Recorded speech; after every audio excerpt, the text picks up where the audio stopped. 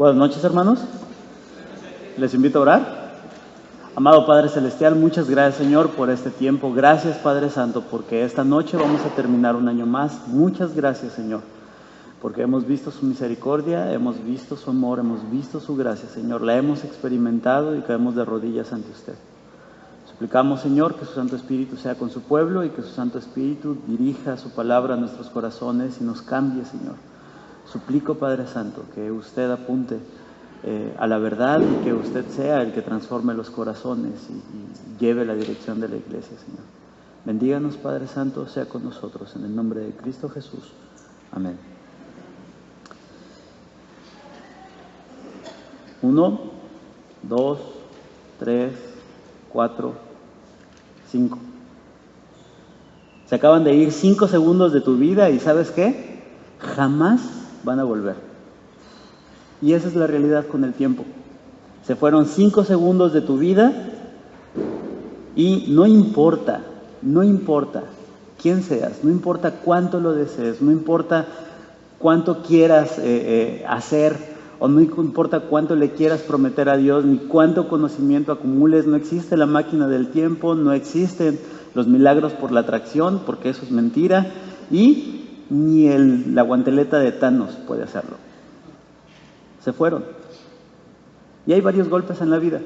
Y uno de esos es cuando dejas de ser joven, o eres joven, pero de repente te das cuenta que el tiempo que pasó y el día de ayer ya se fue y ya no va a regresar jamás. Y que las 8 horas que te aventaste dormido en la tarde porque pues estaba a gusto, ya no van a volver jamás. Y que el tiempo que invertiste viendo esa serie de Netflix ya no va a volver jamás, aunque haya estado muy buena. Un año más, por la gracia de Dios, estamos terminando. Y aquí es donde siempre pienso, dar la vuelta es lo mismo. El próximo año va a seguir y va a seguir y va a seguir, y tal vez tú y yo no vamos a estar, o tal vez yo no voy a estar, tú sí, pero el tiempo va a seguir. ¿Qué celebramos? ¿Qué celebramos esta noche? ¿Por qué razón vamos a abrir botellas y por qué razón vamos a hacer? ¿Qué es lo que estamos celebrando en esta noche?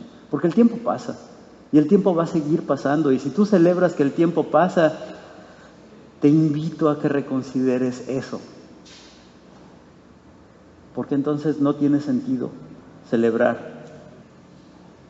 Y entonces aquí es donde viene la crisis existencial, viene el segundo golpe. El tiempo se me va, el tiempo no regresa, el tiempo es poco. ¿Y qué rayos es esta vida? ¿Cuál es el sentido de la existencia? ¿Quién soy? ¿A dónde voy? ¿Cuál es el punto de estar? He tratado, y como dice Eclesiastés, he probado de todo y he hecho de todo y nada tengo contentamiento. No me he privado ni una sola cosa y aún así no le hallo sentido a esta vida. Y probablemente si tú eres joven, probablemente estás a punto o estás experimentando ese golpe de la realidad de que el tiempo se va. Pero probablemente tú ya estás un poco más avanzado en años, en tu plena juventud, y estás diciendo, oye, pero a mí ya se me fueron muchos años. Si yo fuera joven ahora, yo cambiaría, yo haría, yo iría, yo vendría, yo empezaría a... Si tan solo pudiera regresar el tiempo. O puede ser que han pasado muchos años y todavía no sabes de qué se trata esta vida.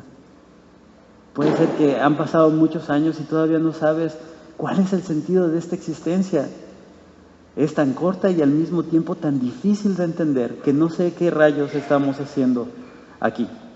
Así es que, hermanos, el año termina y probablemente tienes un choque existencial y probablemente a la hora de cerrar el año haces tu balance y dices, ¿qué hice este año? Bueno, sí, llevé comida a la casa, hice mi trabajo, o sea, sí, pero ¿qué hice este año? ¿Qué de lo que he hecho va a perdurar y va a ir más allá del tiempo que yo viva? No. Este sermón de último año tampoco es para que salgas deprimido. Me gustaría darte la respuesta de esto. Y me gustaría que después de este sermón pudieras enfrentar el 2019 con una perspectiva diferente y con una perspectiva clara. de qué es lo que dice la palabra respecto a tu tiempo, respecto a quién eres y al mismo tiempo la responsabilidad que tienes. Así es que este sermón lo voy a dividir en dos partes. Y la primera parte tiene que ver con la gloria que tienen los hijos de Dios. Y entonces vamos a hablar de la gloria que tienen los hijos de Dios. Primera de Pedro, capítulo 2, versículo 9, dice así: pero ustedes son linaje escogido. Y ahí me quiero quedar. No quiero avanzar más que eso. Pero ustedes son linaje escogido. Y Pedro habla sobre nuestra identidad, y nuestra identidad nos da una función. Si en la vida tú vas por la vida y vas preguntando, oye, ¿a qué te dedicas? ¿O tú qué eres? Y te dice carpintero, ¿sabes a qué se dedica?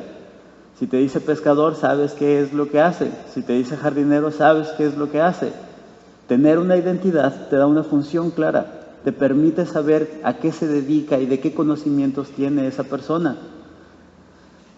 Pedro dice que la iglesia de Cristo, que aquellos que han sido redimidos por Cristo, que aquellos por quien Cristo murió, son linaje escogido. Entonces pensemos en la gloria que tiene la iglesia y pensemos en quién eres y cómo, bajo esta perspectiva, bajo estas verdades, cómo enfrentar el 2019. Eres linaje. Pedro le está escribiendo y en la introducción de Primera de Pedro dice que les escribe a todos los expatriados, a todos aquellos que están fuera de su casa, que no tienen tierra, que dejaron sus casas, que dejaron sus familias, que dejaron la seguridad del hogar, que tal vez aquel lugar en donde habían crecido toda su vida lo habían dejado y solo ahora lo recuerdan. A los expatriados en Ponto, Galacia, a todos aquellos que están fuera, a todos aquellos que viven en Los Cabos y que vienen del DF o de Chihuahua o de Sonora o de donde vengas. El contexto es muy similar. A todos aquellos, ustedes son linaje. Y linaje implica no solamente una relación, linaje implica que eres una familia. Y de eso se trata la iglesia. Somos familia. La identidad de la iglesia es que somos familia en Dios. ¿Por qué? Porque tenemos un solo Padre. Porque no importa tu edad, no importa tu posición económica, no importan tus estudios, no importan tus gustos, no importa absolutamente nada de eso, no importa dónde hayas nacido. El punto es que estás aquí, estás sentado y eres parte de la iglesia visible. Y a la iglesia visible, Pedro le dice, eres linaje de Dios. Tu Padre es Dios. Y lo que crea hermandad entre nosotros es que tenemos un solo Padre, y eso implica que nosotros hemos sido adoptados, hermanos.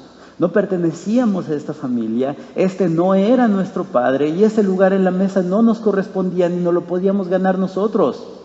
Pero por la gracia de Dios y la obra de Cristo en la cruz, es que ahora nosotros podemos llamarle papito.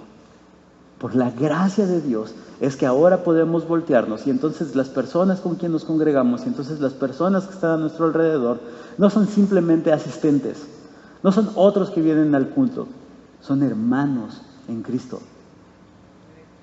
Porque tenemos un solo Padre. Así es que los que no pertenecían a este hogar, ahora pertenecemos a este hogar por la gracia de Dios. Y luego dice linaje escogido.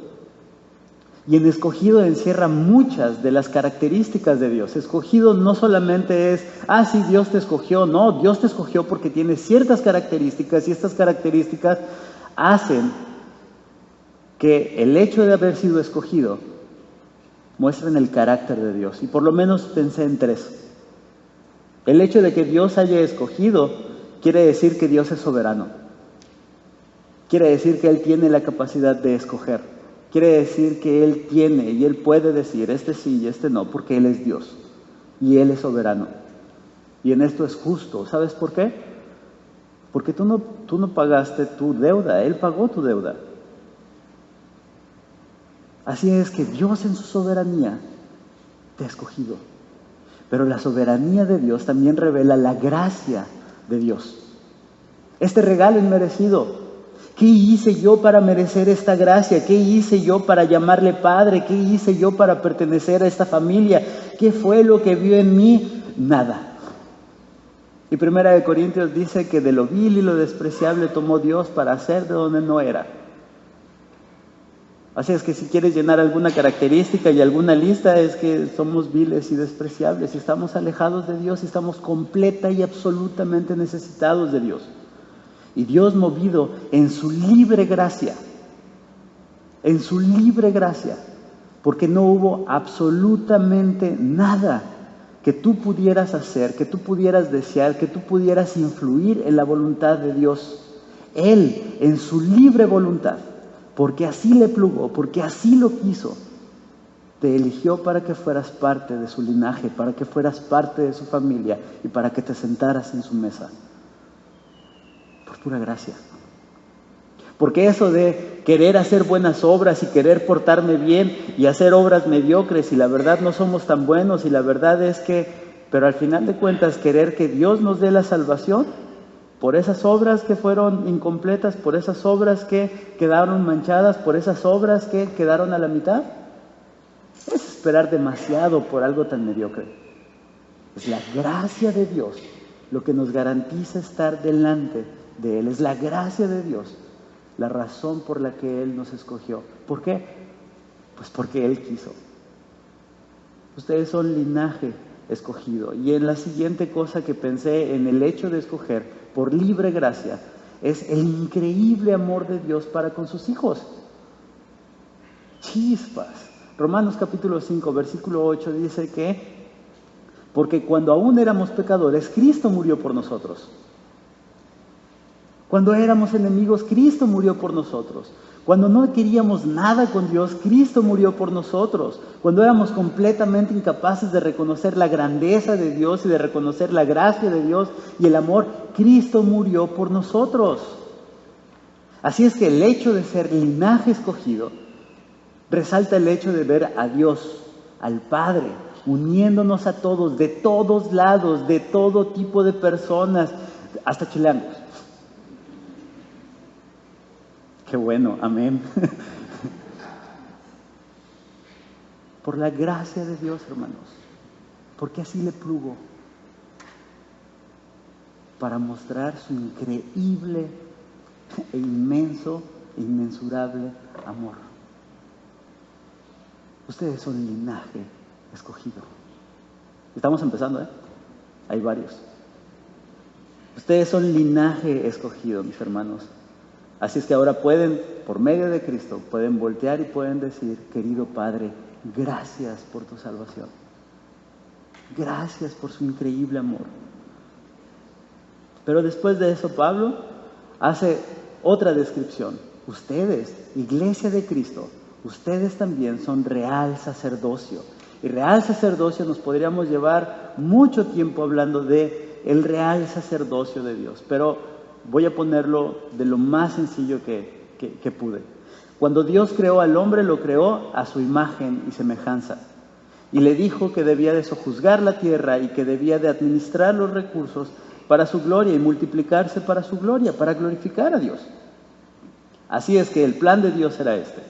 El plan de Dios es que Él ponía las imágenes se iban a reproducir, y más imágenes, mayor territorio conquistado y por lo tanto mayor gloria a Dios. El reino de Dios, como no entendieron los judíos, el reino de Dios no era un sistema político, no era un sistema económico, el reino de Dios no era un pedazo de tierra.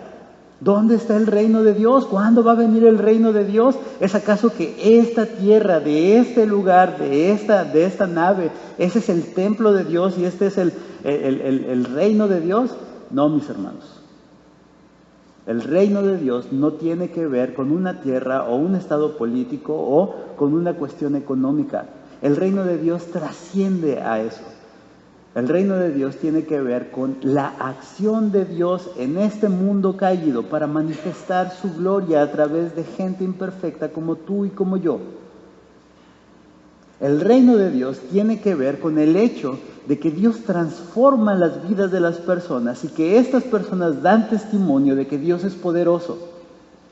Así es que cada vez que un creyente vive para la gloria de Dios y hace la voluntad de Dios y ama a aquel que le salvó, está haciendo manifiesto el reino de Dios en el lugar en donde se encuentra. No importa lo que hagas, no importa dónde te encuentres, ahí está el reino de Dios si estás haciendo la voluntad de tu Padre, si estás viviendo como un hijo de Dios. Ustedes son real. Y aquí no me gustaría que cayéramos en eso. Sí, porque Dios es el rey, entonces tú eres príncipe y somos realeza y ahora proclama. No. Lejos estamos de eso.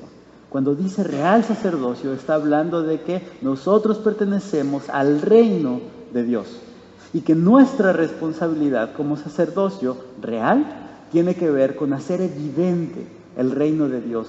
Jesús oró y dijo eso, ¿no es cierto?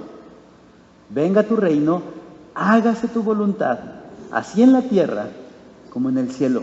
De la manera en cómo viven los ángeles y de la manera en cómo obedecen los ángeles y cómo se someten los ángeles y cómo cumplen los ángeles con tu voluntad, de esa misma manera que se haga aquí en la tierra, Señor. Esa es la oración del Padre. Eso es el reino de Dios presente. De eso se trata.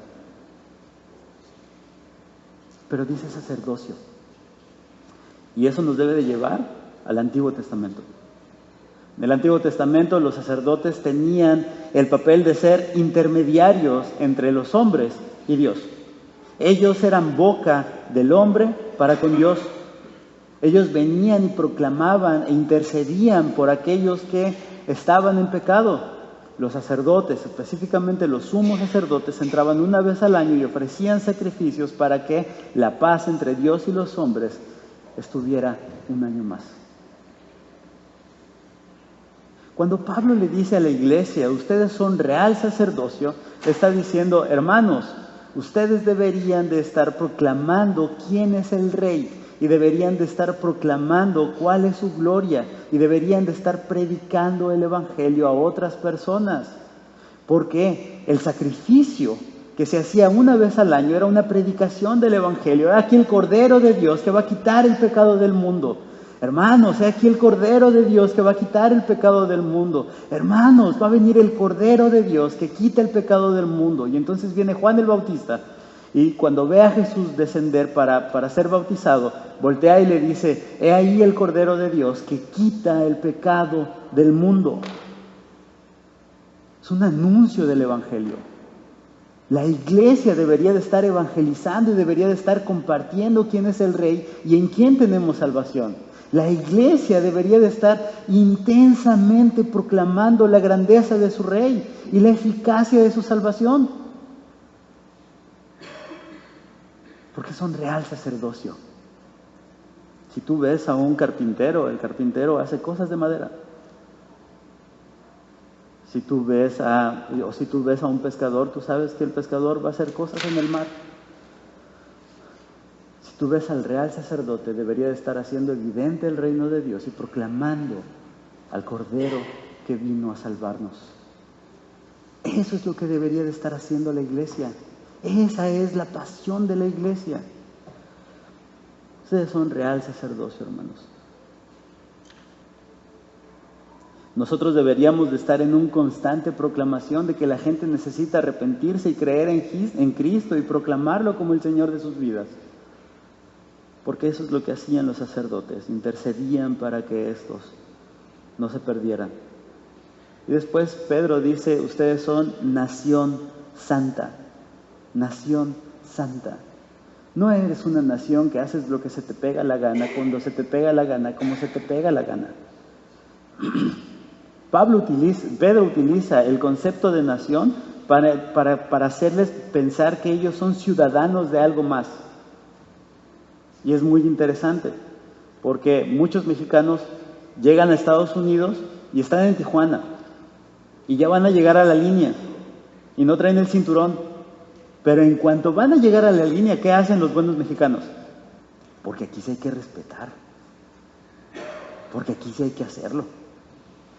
Pasa exactamente lo mismo de Estados Unidos para acá. El americano trae su cinturón, pero cuando viene a México dice, aquí puedes hacer lo que quieras, no importa, dale, ¿no? Es exactamente lo mismo, nada más que en sentido contrario. Ciudadanos. ciudadanos. Nosotros siendo ciudadanos de una ciudad celestial, ¿cómo deberíamos de estar viviendo? Pablo dice, de manera santa. ¿Son ciudadanos? Deben de comportarse de una manera santa.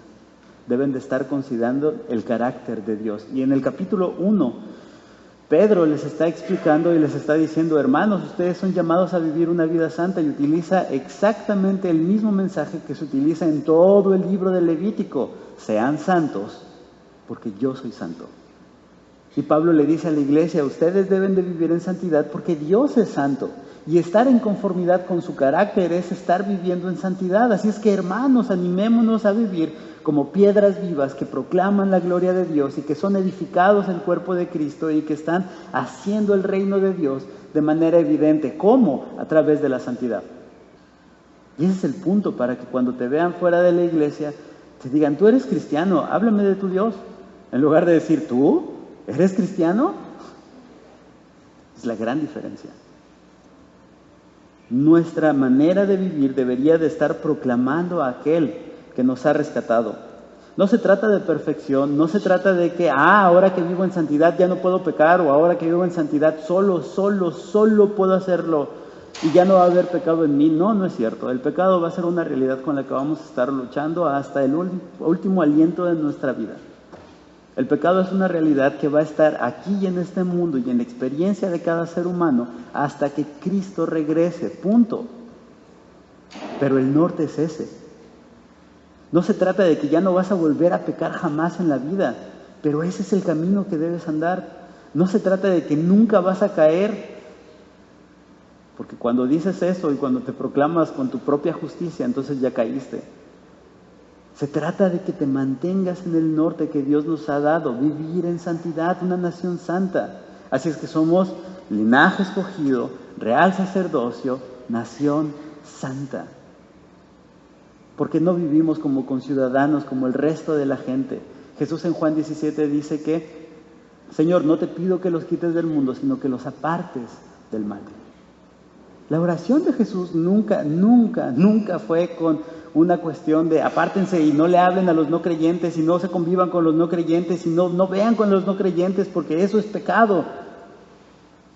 La oración de Jesús dijo, estén ahí en medio de ellos, pero permanezcan como luz. Estén ahí en medio de ellos, pero denle sabor a la tierra. Denle sentido a la vida. Que a través de su vida pueda haber algo de preservación en esto, porque la sal es lo que hace. Ser sal y ser luz es eso. Así es que somos una nación santa. Ese es el camino, ese es el norte, ese es el deseo de Dios. En Éxodo 19:6, Dios dijo que voy a ser, o ustedes serán, un reino de sacerdotes, una nación santa. Y es el mismo concepto que Pedro toma del Antiguo Testamento y lo pone, que lleva del pueblo de Israel a la iglesia de Cristo. Luego hay otra cosa que dice Pedro. Ustedes son pueblo adquirido por Dios. Colosenses capítulo 1, versículo 13 dice, Él nos libró del dominio de la oscuridad y nos trasladó al reino de su Hijo amado, en quien tenemos redención, el perdón de los pecados. Dios te pudo proclamar salvo solamente por su voluntad, porque si hubiera querido lo hubiera hecho. Pero Dios es justo. Así es que Dios paga por tu pecado. Porque si no hubiera pagado por tu pecado, entonces sería injusto. Dios te toma, no solo porque te creó, te toma porque te ha redimido. Te toma porque ha dado a su propio Hijo para que tú le pertenezcas. Y esto implica dos cosas. Uno, implica la justicia de Dios, pero al mismo tiempo implica la seguridad de salvación para los creyentes. Iglesia de Cristo, puedes estar seguro de tu salvación porque Dios te escogió y porque Dios se encarga de tu salvación, no eres tú. Si fuera yo, ya lo hubiera roto en el primer instante. Si fuera yo, lo hubiera perdido, se me hubiera olvidado en algún lugar. Pero no se trata de nosotros, se trata de Dios llevándonos de principio a fin, llevándonos de salvación de principio a fin, por gracia. Y entonces se lee el pasaje. Pero ustedes Son linaje escogido, real sacerdocio, nación santa, pueblo adquirido por Dios. No te preocupes, puedes estar seguro de tu salvación porque Él fue quien te compró, tú no te la ganas. Él es quien pagó por ti, tú no diste absolutamente nada porque la salvación es por gracia. Y entonces, hermanos, esta es la gloria de la iglesia. Esta es la gloria de la iglesia y esta es la identidad de la iglesia. Cuando hablas de la iglesia y cuando hablas de vida nueva, no estás hablando simplemente de un lugar en donde te congregas cada domingo. No se trata de eso. Porque cuando hablas de la iglesia y cuando vienes a la iglesia y cuando adoras a Dios, tú debes estar reconociendo todas estas verdades en tu vida. Tú deberías de estar reconociendo que eres linaje escogido, real sacerdocio, nación santa, pueblo escogido por Dios. Estas verdades deberían de estar dirigiendo tu vida. ¿Cómo terminas el 2018? ¿Qué hiciste el 2018? ¿A dónde llevaste tus pasos el 2018? Si eres el varón de tu casa, ¿a dónde llevaste a tu familia en el 2018? ¿Por qué vas a dar cuentas de eso? Si eres madre de familia, ¿a dónde estás dirigiendo a tus hijos y qué testimonio les estás dando? Porque de eso se trata el balance. El tiempo pasa. Y yo les animo a que no celebren que pase el tiempo, que celebren lo que Dios ha hecho en sus vidas durante este año. Yo les invito a que volteen a ver a Dios y puedan proclamar a Dios y puedan decir: gracias, Señor, porque ahora entiendo quién soy. Gracias, Señor, porque entiendo que su preciosa gracia realmente me ha transformado y me ha hecho diferente. Gracias, Señor, porque entiendo de dónde me ha sacado, de las tinieblas a la luz. ¿Cómo vamos a enfrentar el 2019? ¿Y qué es lo que vamos a hacer el 2019? Dice Pedro en el versículo 9 y el 10, para que anuncien los hechos maravillosos de aquel que los llamó de las tinieblas a su luz admirable. Antes no eran pueblo de Dios, pero ahora son pueblo de Dios. Antes no habían sido comprados, pero ahora ya han sido compadecidos. Antes no eras, pero ahora sí. Y aquí me gustaría hablar de algunas verdades de esto. Pedro dice que todo eso, nosotros no somos el objeto último del amor de Dios. Ay, sí, Cristo murió por mí porque me ama mucho. No. Definitivamente te ama, y mucho. Pero no fuiste la razón última de su muerte en la cruz. La razón última de su muerte en la cruz es la gloria a su propio nombre. El hecho de que Dios haya muerto por una iglesia, haya muerto por un pueblo y haya muerto por cada uno de nosotros para que seamos parte de su cuerpo, tiene como función que nosotros proclamemos los maravillosos hechos de Dios. Así es que cuando la iglesia entiende la verdad del Evangelio y dice: ay, sí, Cristo murió por mí, qué bueno, esa es la mitad de la verdad. La siguiente mitad tiene que ver con que tienes que ir y proclamar los maravillosos hechos que Dios hace contigo, porque ahora eres linaje escogido, eres real sacerdocio, eres nación santa, eres pueblo apartado por Dios. Todas estas maravillas deberías de estar proclamándolas a las personas que no le conocen y que no le aman y que no quieren tener ninguna relación con Él.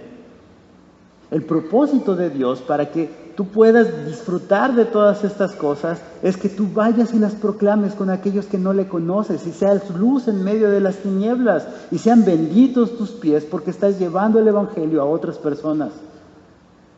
Maravillosos, dice, para que anuncien los hechos maravillosos de aquel que los llamó de las tinieblas a su luz admirable. Aquí hay algo bien interesante, hay un traslado.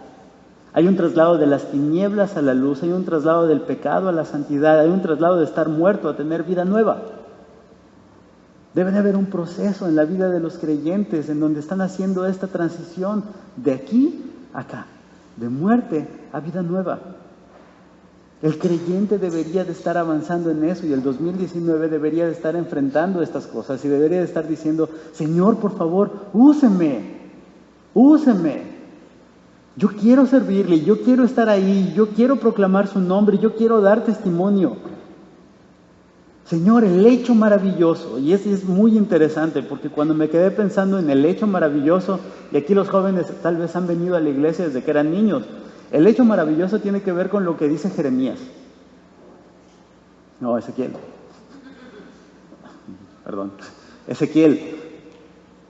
Y entonces estaba en el valle de los huesos secos, y todos esos cadáveres y todas esas cosas se levantaron y empezaron a tomar músculo y empezaron a tener vida, y entonces Dios hizo un pueblo que le estaba glorificando. Los muertos vinieron a vida, y ese es un hecho maravilloso. Aquel que antes no quería tener nada que ver con Dios y que odiaba a Dios y que no le importaba a Dios, ahora está sensible a Dios y ahora quiere obedecer a Dios y ahora quiere tener una relación con Él. Ese es el hecho maravilloso. Lo que estaba muerto ahora tiene vida. Y aquellos que son creyentes y que han creído en Cristo y que son hijos de Dios son Lázaro sentados aquí. Ven fuera. Y entonces estabas muerto, pero Cristo te restauró. Esos son los hechos maravillosos de Dios. ¿Quién iba a pensar que tú ahora ibas a estar interesado por Dios, que ibas a querer ir a la iglesia y que te iba a interesar lo que dice la Biblia? ¿Quién iba a pensar que tú pudieras tener una relación con Dios, que yo pudiera tener una relación con Dios? ¿Pero quién? Esos son los hechos maravillosos de Dios. Y el proceso tiene que ver con que estábamos en tinieblas, pero tenemos que ir a la luz. El proceso de santificación es la transición de ir de muerte a vida o ir del pecado a la santidad, hermanos. Para eso ustedes han sido santificados, para que anuncien los hechos maravillosos de aquel que los llamó de sus tinieblas a su luz. ¿Y cuál es la razón por la que lo voy a hacer? ¿Cuál es la razón de por qué debo de hacer eso? ¿Cuál es la razón de por qué el 2019 yo lo tengo que enfrentar considerando a Dios como el centro de mi vida? No como un tema, no como una hora el domingo de 10, 11, 12. No. ¿Cómo es que voy a centrar mi vida en Dios en el año 2019? ¿Por qué? Pues precisamente por esto. Porque si estás en relación con Dios, eres todo esto. Y si estás en relación con Dios, debes de sentirte deseoso. No obligado como, sí, está bien, lo voy a hacer, ya, pues ya. No. Linaje escogido, real sacerdocio, nación santa, debería de haber un amor ferviente por aquel que hizo eso por ti. La iglesia debería de estar encendida y debería de estar dispuesta y debería de estar proclamando la grandeza de aquel que lo rescató. Hermanos, es mi oración para la iglesia que ustedes puedan ver estas realidades y puedan enfrentar el 2019 diciendo, yo quiero que Dios sea el centro de mi vida en el 2019. Yo quiero que el plan de Dios, de que yo anuncie los hechos maravillosos de Dios, sean una realidad en mi vida. Porque antes no era, pero ahora soy por gracia. Porque antes no le conocía y no le amaba y no me interesaba, pero ahora me interesa y le amo y le conozco por la gracia de Dios. La motivación verdadera para estar en un ministerio, la motivación verdadera para estudiar, la motivación verdadera para comprometerse con la iglesia, la motivación verdadera para crecer como iglesia y que más personas puedan conocer a Cristo, es porque Él nos llamó de las tinieblas a la luz. Y es porque cuando estábamos muertos, Él nos trajo a vida, hermanos. No es el infierno. Porque si no haces buenas obras te vas a ir al infierno y entonces... No es el infierno. Pablo inicia enumerando, inicia diciendo, eres esto, eres esto, eres esto, eres esto, eres esto, por lo tanto deberías de vivir de esta manera. Y entonces cierra el candado y dice, porque antes no eras, pero ahora eres. No es para que te ganes la salvación, es porque ya tienes la salvación. Quienes han creído en Cristo y quienes confiesan a Jesucristo como Señor y como Salvador, son esto que Pedro dice. El desafío que tenemos, tanto tú como yo, de parte de Dios, es que vayamos y anunciemos, que nos levantemos y pongamos a Dios en el centro como el verdadero eje por el cual tomamos decisiones en nuestras vidas. Mi oración para ustedes es que el siguiente año, mis hermanos, podamos estar con la iglesia hasta el fondo. con personas que han escuchado el Evangelio a través de tu vida, con personas a las que le has dado testimonio y le has dicho, mira, Dios ha hecho esto conmigo y también lo puede hacer contigo. No, yo soy el más vil de los pecadores, créeme, todos estuvimos ahí. La idea, mis hermanos, el desafío, mis hermanos, que les invito es que en 2019 consideren a Dios como el centro de sus vidas. Les invito a orar. Amado Padre Celestial, muchas gracias, Señor, por su infinita gracia, Señor. Gracias, Padre Santo, por la salvación, gracias por su amor, gracias por su misericordia, gracias porque sin merecerlo, usted nos ha hecho un pueblo, una nación santa, un linaje escogido, un real sacerdocio, Señor. Gracias. No lo merecíamos, pero usted nos los ha dado. Suplicamos, Señor, que como fruto del amor, que como fruto de la pasión que tenemos al ser agradecidos por su salvación, nosotros podamos ir y proclamar las maravillas que hacen la vida de la gente, y que traigamos esperanza y que traigamos consuelo a aquellos que están en tinieblas, Señor. Suplico por la Iglesia Vida Nueva para que usted la utilice, y suplico, Señor, para que su Santo Espíritu avive cada uno de los corazones y puedan enfrentar no solo que pase el tiempo, sino que están glorificando su nombre y están sirviendo en su iglesia, Señor. Bendíganos, Padre Santo, sea con nosotros y que su nombre sea glorificado, no solo este año, sino también el que viene y el que viene y el que viene, porque para eso fuimos salvados, Señor. Bendíganos, Padre, en el nombre de Cristo Jesús. Amén.